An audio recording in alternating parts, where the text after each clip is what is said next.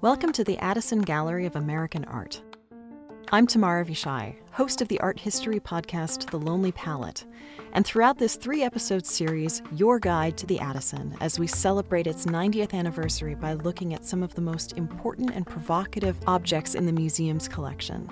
Join me on a thematic stroll through the galleries as we poke and probe both what these objects mean to art history and to each other. Today, exploring abstraction.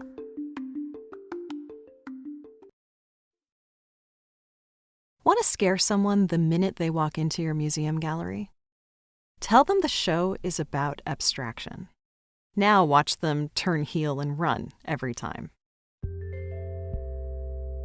What is it about this idea of abstraction, of no fixed narrative, of shapes and spatters and goop with no discernible meaning that strikes so much fear into the hearts of people who just really want to have a pleasant day at the museum? It's like those 3 innocuous syllables, abstraction, contain all the trepidation visitors have about not understanding the art, and run counter to everything people expect art to be. A canvas that disappears under its narrative, or a beautifully rendered story of stuff. Abstraction, on its face, is about none of those things. It's an experience, not a painting of something. It's about the elements of painting itself, not necessarily what those elements are in the service of representing. It draws attention to the presence, even the two-dimensionality of that canvas. And it makes it feel like it's our fault for wanting the art to tell us a story. Instead, we're stuck with this abstract painting that feels like it's sitting with its arms crossed, all deliberately withholding.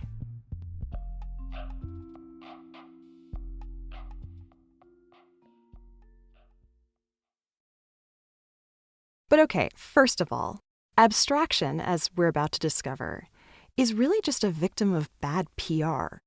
A quick history lesson. The first abstract paintings, ironically enough, were meant to be the most democratic. Painted in the 19-teens by Russian artists on the cusp of revolution, the suprematists, as they called themselves, they were desperate to, quote, free art from the burden of the object. That is, narrative and social context, in an attempt to break away from the cloistered museums of the ruling elites and put it in the hands of the largely illiterate Russian populace. Rural farmers could certainly appreciate shapes and colors, these artists argued, if not biblical and allegorical narratives. Let's make art for them, for the rural farmers. Of course, this backfired even in its own moment, as idealized depictions of farmers were far more preferable among actual Russian farmers than this puzzling black square floating in space. And once the avant-garde art scene got its hooks in abstract art, the democratic mission fell by the wayside, and the vast majority of viewers, like the people who you just scared away from your exhibition, well, they could only focus on its inaccessibility. But does the lack of a fixed narrative really mean that there's nothing inherently to be accessed? We think we don't have the tools to understand abstract art, but we do. They're already in our art appreciation arsenal. We bemoan the lack of narrative until we realize that narrative comes in many flavors, and that the artists themselves came to create these paintings from their own rich experiences, and are now offering them to you. We don't realize how earnestly we're welcomed to project our own personal narratives onto these paintings. There are stories behind the materials. There are stories we allow the materials to tell. A figural narrative painting might tell you a story, or it might draw on your existing knowledge of stories. But when a painting has no fixed narrative, it breaks open to allow our minds to wander freely, to tell the stories that are most meaningful to us. And what's more, an abstract artwork requires something of you that a figurative painting might not. The pleasure of your presence is requested. Pull up a chair, take a seat, and let the painting become fully itself only with your own participation. An abstract painting isn't withholding itself from you. It's offering a hand and inviting you in.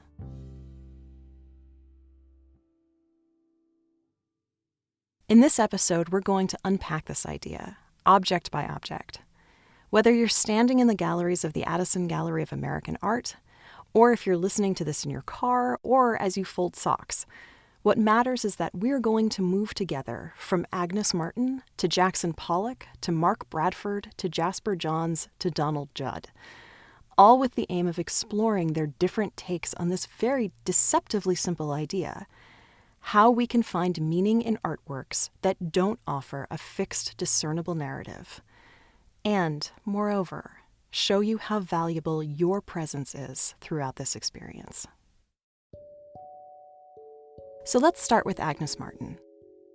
Sometimes what is abstract visually is speaking to something unnameable inside the viewer.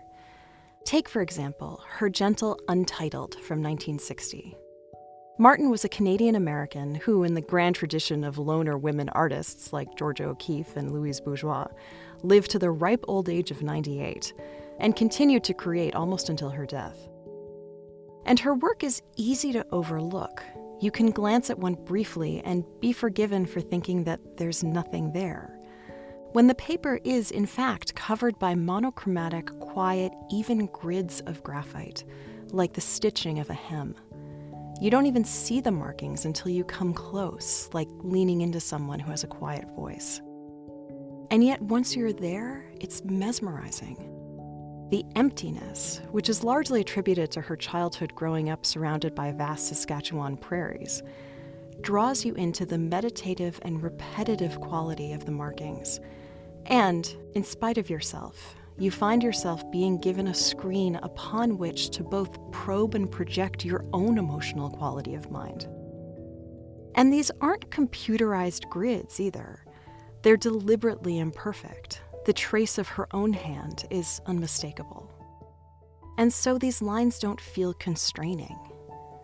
What you might notice, though, is that your optic nerve has become so starved for sensation from the creamy paper and smudgy gray pencil markings that you start to see colors and shapes dancing and pulsing behind the grids.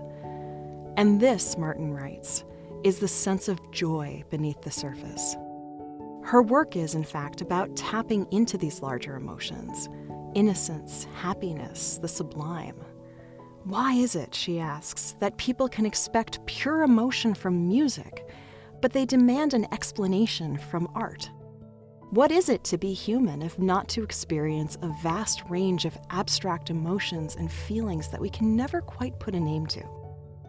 And in this way, Martin's explorations of abstraction, which one can't help but tie back to her own personal struggles with isolation and mental illness, are about what the specificity of representational painting could never address: the indescribable abstraction of our own feelings, presented in a way that is itself a process.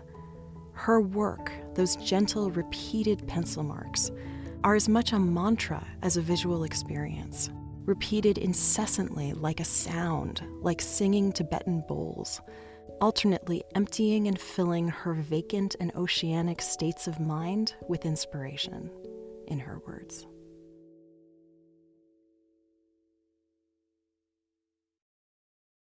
So onward to Jackson Pollock. These subconscious emotional states that we've just talked about ripple across the movement of abstract expressionism, which Martin considered herself a part of. But what she asks of your mind, Pollock, perhaps the most well-known abstract expressionist, asks of your body. It's hard not to find yourself swaying in front of a Pollock painting like Phosphorescence from 1948. Though quite a bit smaller than his famously wall-sized canvases, it's still bursting with rhythmic, spastic drips of paint. White lines shoot across the canvas, creating what curator Francis V. O'Connor describes as, quote, a metallic veil, cloaking the surface in grids as dynamically irregular as Agnes Martin's are so organized and calm. Yet for all their materiality, for as luscious as these thick gobs of paint are, there is just as much happening beneath the surface. Pollock, like Martin, was famously influenced by larger existential philosophies that attempted to demystify our unique yet collective understanding of ourselves. But where Martin delved into Eastern Taoism, Pollock explored Jungian psychoanalysis, particularly during a troubled period in 1938 when he was trying to get a handle on his alcoholism. Jung's espousal of the integration of opposites, conscious and unconscious, order and disorder, resulted in Pollock's almost obsessive fascination with consciousness itself, its impossible yet deeply human dialectic, and how such intense subjectivity could be objectively represented on a canvas. And this is where his body enters the picture. Quite literally, in fact, as Pollock would lay the canvas on the floor and enter it from all sides, famously grinding cigarette butts and various bits of detritus from his own studio floor into the paint with his shoes. And so what we see in a Pollock painting is the movement of his own body, of his own physicality entering the space, tracing the drip back to the action that flung it. The psychic energy that we're left with is the result of this physical energy. You don't get the kind of thrown drip without the action of an arm throwing it. And the abstract part of this physical expressiveness is the cornerstone of how free it feels. There is, of course, nothing figural being represented. It's only pure emotion, pure physicality, pure free association, liberated from the constraints of narrative and its pesky fixed meanings. There's nothing to unpack or recognize, only beautifully organized chaos.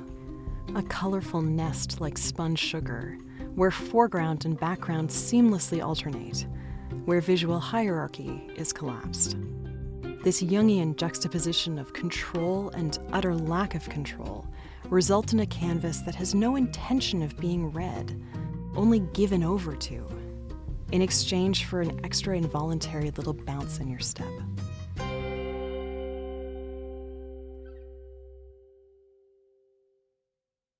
So onward to Mark Bradford. Of course, when you give yourself over to an abstract work, you largely fill in the narrative holes that aren't there. It's just how our lizard brains work. Even as we meditate on and lose ourselves in the lack of fixed narratives, we find ourselves creating them, creating associations the longer we stare, like seeing objects in clouds or in Rorschach tests.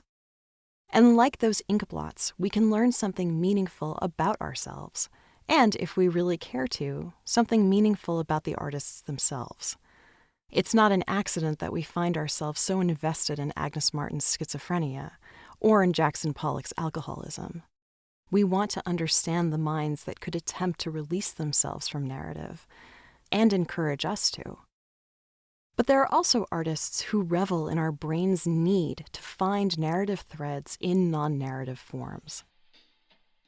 The artist Mark Bradford can create a canvas that, on its surface, looks a lot like a Pollock. Thick, crisscross lines, ground-in bric-a-brac, richly textured and enormously visually complex, yet oddly and pleasingly organized in its chaos. But unlike Pollock, Bradford's work isn't as interested in our physical or even our metaphysical response, but in our social response. The objects that comprise the texture are meaningful to Bradford. They contained a quote-unquote built-in history, scavenged from every nook and cranny of his South Central LA neighborhood, and include bits of billboards, ads, foil, string, even end papers from beauty shops, which he then manipulates into these painterly and topographical canvases, a guided map that tells the story of his urban community. And it's this mixed media approach that makes his work particularly compelling, because we never know what we're going to find as we get closer to this incredible visual terrain. His own scavenger hunts around his city become ours inside his work. And the more we find, the richer the narratives become. Quote, "For me, it's always been a detail," he writes, "a detail that points to a larger thing," end quote. These details, small utilitarian bits of life being lived, and especially lived in communities that tend to not get the attention of the typical art market, are not only honored in Bradford's work, but elevated. This work, Crossing the Threshold, is taken from the title of a book Bradford read on the Sistine Chapel and the apparent coded meaning it contains. And whether or not these meanings exist, The idea that these discarded crumbs of lived experience can have the opportunity to transcend their value and cross the threshold into both a reference to the highest peaks of the art world, that is, the Sistine Chapel, and such potent personal spiritual significance that Bradford experiences, speak to the breadth of multitudes that an abstract painting can contain.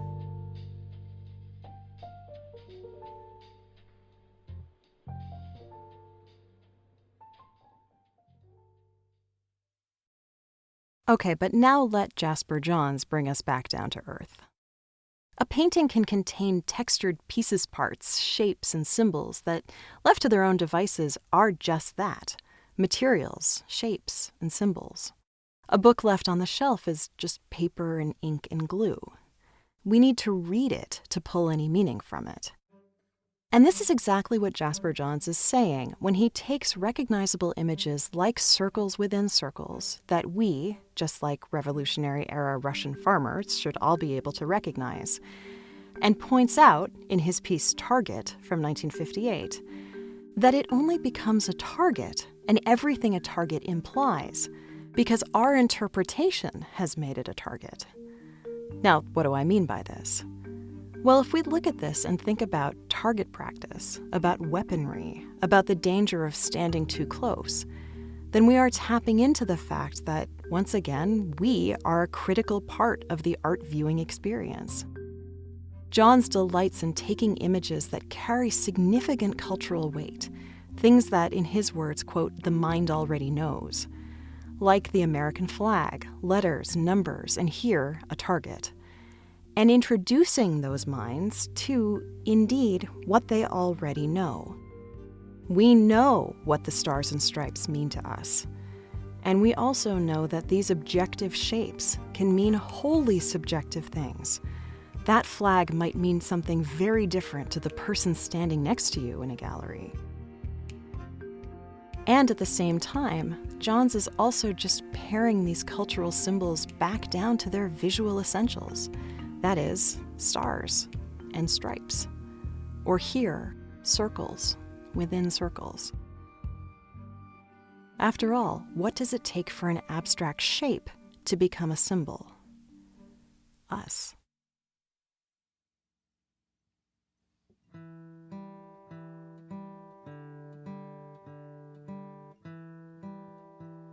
So finally, Donald Judd.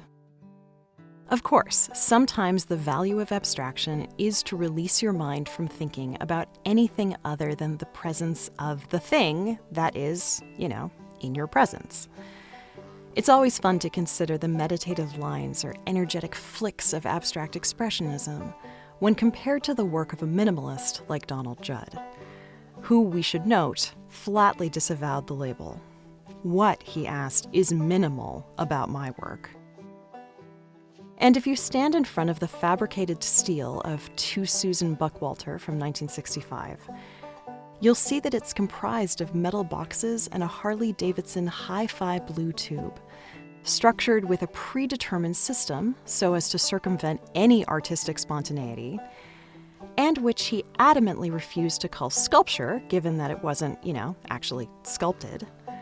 And this work is one of his earliest forays into the work that would come to define his style. Confident, clear, as strong as 1960s manhood itself. It doesn't feel minimal, as in diminutive. Instead, it feels objective and undeniable, which ironically was minimalism's point, that undeniability. The movement rose largely as a response to the emotional subjectivity of abstract expressionism, with the goal of reinstating the object as the plain and simple and incontrovertible thing that it was. And to be as calmly self-possessed and sure-footed as a Donald Judd artwork. These freestanding or mounted specific objects, as he labeled them, are the height of the most effortless kind of cool. They don't need to represent anything. Unlike Pollock, they don't need to tap into your subconscious or release your inner joy like Martin does. And like Pollock, they're free from compositional hierarchy. No box is any more artistically poignant than another. They stand unequivocally on their own. They're made of industrial materials fabricated off-site that hold no meaning on their own. And because they don't do anything, don't mean anything, they expose the essence of the space that they inhabit, which you inhabit too. And here, again, we as the viewers are invited into the realm of the artwork.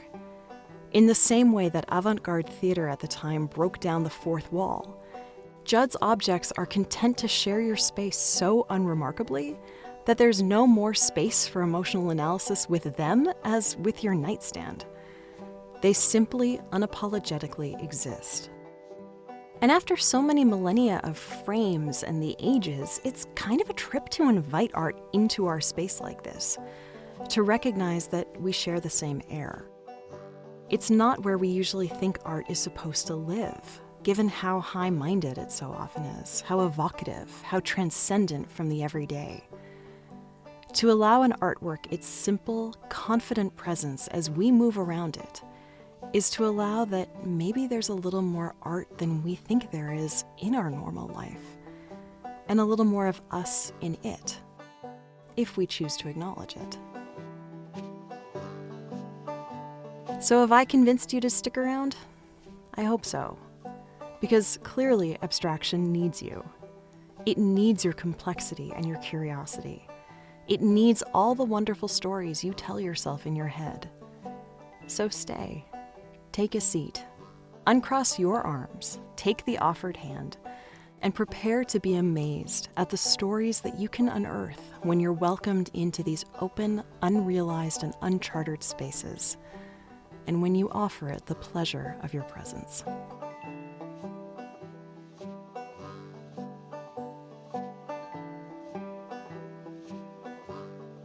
A great big thank you to the Addison staff, present and past. You can find these episodes as they're being released, beginning in May 2021 on the Lonely Palette feed and at the Addison Gallery of American Art's website, where you can also see all of the images and find more information about Learning to Look, the Addison at 90, which runs through fall 2021. You can also listen to The Lonely Palette at www.thelonelypalette.com or wherever you get your podcasts.